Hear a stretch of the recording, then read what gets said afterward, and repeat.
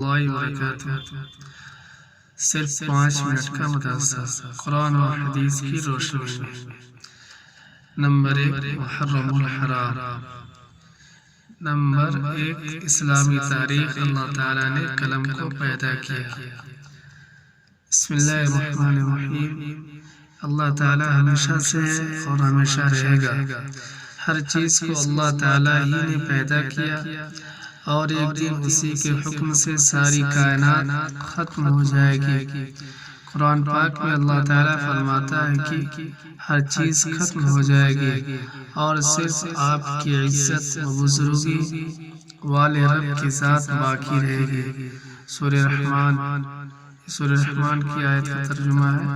حضرت عبداللہ بن سامت رضی اللہ عنہ بیان کرتے ہیں کہ رسول اللہ صلی اللہ علیہ وسلم نے فرمایا، اس دنیا کی تمام چیزوں میں سب سے پہلے اللہ تعالیٰ نے قلم کو پیدا فرمایا اور اسے لکھنے کا حکم دیا، تو اس نے عرض کیا، اے میرے رب، میں کیا لکھوں؟ اللہ تعالیٰ نے اسے قیامت تک کی پوری کائنات کی تقدیر لکھنے کا حکم دیا۔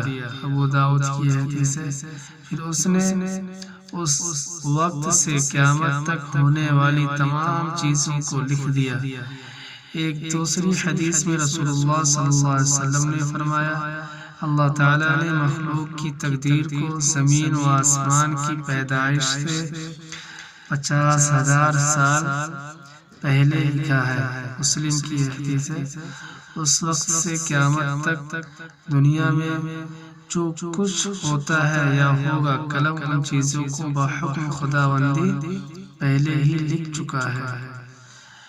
نمبر 2 اللہ کی قدرت۔ آسمان۔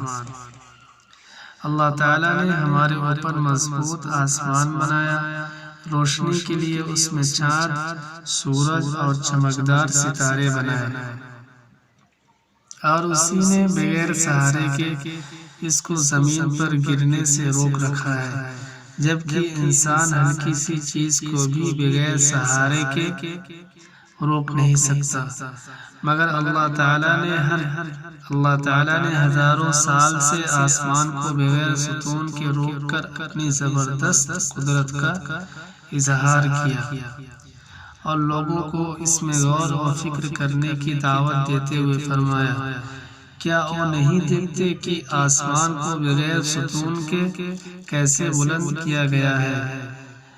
نمبر 3 ایک فرض کے بارے میں چند باتوں پر ایمان لانا۔ جو پہلے یہ پڑھا ہوں، یہ سورہ غاشیہ کی ترجمہ ہے، سورہ غاشیہ کی جو قرآن پارہ کے اندر ہے، اسی کا یہ ترجمہ ہے۔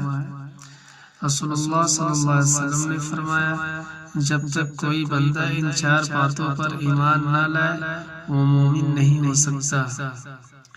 اس بات کی گواہی دے کہ اللہ تعالیٰ کے علاوہ کوئی عبادت کے لائق نہیں۔ نمبر 2 اس کی بھی گواہی دے کہ میں اللہ کا رسول ہوں اور اس نے مجھے حق کے ساتھ بھیجا ہے۔ نمبر 3 مرنے اور پھر دوبارہ زندہ ہونے کا یقین رکھے۔ نمبر 4 تقدیر پر ایمان لائے۔ یہ ترمذی کی حدیث ہے۔ نمبر 4 ایک سنت کے بارے میں، سنت پر عمل کرنا۔ رسول اللہ صلی اللہ علیہ وسلم نے فرمایا، جس نے میری سنت سے محبت کی یعنی اس پر عمل کیا تو اس نے مجھ سے محبت کی، اور جس نے مجھ سے محبت کی وہ جنت میں میرے ساتھ ہوگا۔ ترمذی کی حدیث ہے۔ نمبر 5 ایک اہم عمل کی فضیلت، صبح کے وقت دعا پڑھنا۔ رسول اللہ صلی اللہ علیہ وسلم نے فرمایا، جو شخص صبح کے وقت یہ پڑھے گا شام تک وہ شیطان سے محفوظ رہے گا۔ اعوذ باللہ السمیع العلیم من الشیطان الرجیم۔ اعوذ باللہ السمیع العلیم من الشیطان الرجیم۔ ترجمہ، میں شیطان رجیم سے اللہ تعالیٰ کی پناہ چاہتا ہوں جو سننے والا اور جاننے والا ہے۔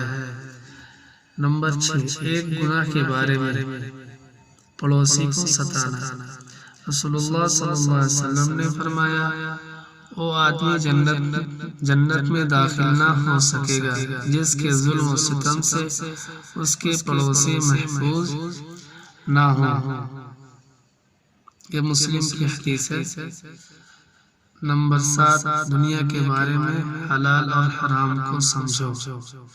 رسول اللہ صلی اللہ علیہ وسلم نے فرمایا، عنقریب ایک زمانہ ایسا آنے والا ہے جس میں آدمی کو یہ بھی پرواہ نہ رہے گی کہ مال حرام ہے یا حلال۔ بخاری کی حدیث ہے۔ نمبر 8، آخرت کے بارے میں قیامت کے مجرموں کی حالت۔ قرآن میں اللہ تعالیٰ فرماتا ہے، اعمال کا رجسٹر سامنے رکھ دیا جائے گا تو اس وقت تم مجرموں کو دیکھو گے کہ وہ لوگ ان اعمال ناموں میں لکھی ہوئی چیزوں سے ڈر رہے ہوں گے اور افسوس سے کہہ رہے ہوں گے، ہائے ہماری کم بختی، یہ کیسا دفتر رجسٹر ہے جس نے نہ کوئی چھوٹا عمل چھوڑا ہے اور نہ بڑا عمل، سب ہی اس میں محفوظ ہے۔ سورہ کہف کا یہ ترجمہ ہے۔ نمبر 9، طبی نوی سے علاج تقدیر کے خلاف نہیں۔ حضرت ابو خزامہ رضی اللہ عنہ فرماتے ہیں کہ ایک شخص نے رسول اللہ صلی اللہ علیہ وسلم سے عرض کیا، اے اللہ کے رسول، ہم لوگ جو جھاڑ پھونک اور دواؤں کا استعمال کرتے ہیں اور پرہیز کرتے ہیں تو اس سے تقدیر الہی کی مخالفت تو نہیں ہوتی؟ رسول اللہ صلی اللہ علیہ وسلم نے فرمایا، یہ بھی تقدیر الہی ہے۔ یہ ترمذی کی حدیث ہے۔ قرآن کی نصیحت۔ نمبر 10، قرآن میں اللہ تعالیٰ فرماتا ہے، یہ کلام بڑے رحمان اور نہایت رحم کرنے والے کی طرف سے نازل کیا گیا ہے۔ یہ ایک ایسی کتاب ہے جس کی آیتیں صاف صاف بیان کی گئی ہیں۔ ایسا قرآن ہے جو عربی زبان میں ہے